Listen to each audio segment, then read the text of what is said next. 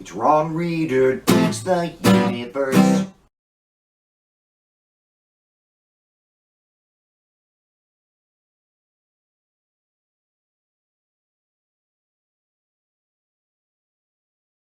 I'm Ron Reader, and this is Ron Reader Digs the Universe, and tonight, the Evangelical War on Halloween.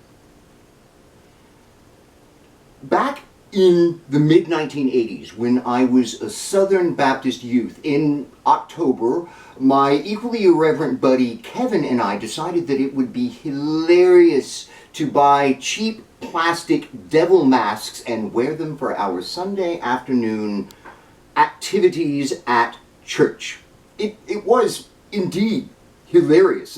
We were obviously joking around. It was an obvious act of mockery, and Halloween had not yet entirely become, in the minds of evangelicals, a literal day of Satan. So people tried to play along, but it was nervous laughter. We even dragged the pastor away. We tried to drag the pastor away to hell, accusing him of having sold his soul decades ago. Hilarious, even funnier in deep hindsight, an Andy Kaufman-esque work of performance agitation. I still don't believe we got away with it. It was probably the last time anybody anywhere in the evangelical world could pull such a prank without causing a serious uproar. See, when I was a kid in the 70s, Southern Baptists were totally down with Halloween. There was a general understanding that it was all in good fun, much more about diffusing childhood fear of vampires, witches, and mummies than reveling in Satanism. But Baptists were really tripping out about the hippies, and Halloween became all but extinct among them and other evangelicals by the mid-1990s.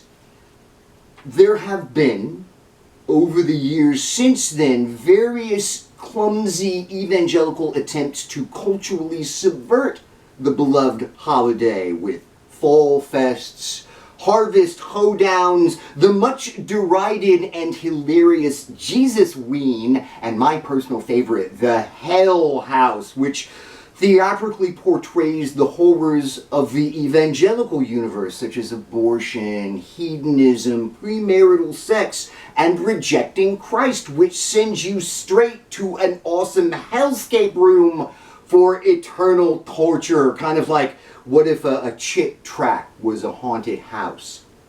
So you've heard of the war on Christmas. Well, this is the war on Halloween. Kind of ridiculous, kind of absurd and pathetic, seemingly hilariously harmless.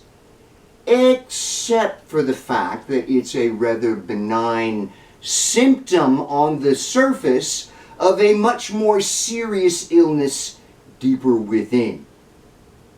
The absurdity of the evangelical war on Halloween comes directly from the fucked up positions you have to take when you assume that the universe is entirely magical in nature. Evangelicals really do believe in ghosts and ghouls and witches and monsters and demons. They think invoking these concepts at all is tantamount to allying yourself with Satan. And that's the same line of magical thinking that led thousands of evangelicals to reject masks and vaccines during the pandemic because they falsely believed that Christian magic would protect them from COVID.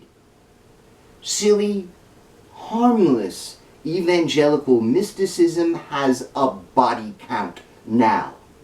Believing in magic, any magic at all, isn't harmless, it's harmful.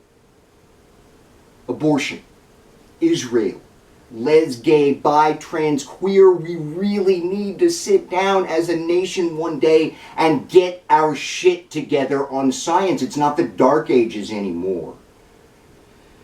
Meanwhile, I think the best way to fight back in the war on Halloween is to celebrate. So, happy Halloween, everybody!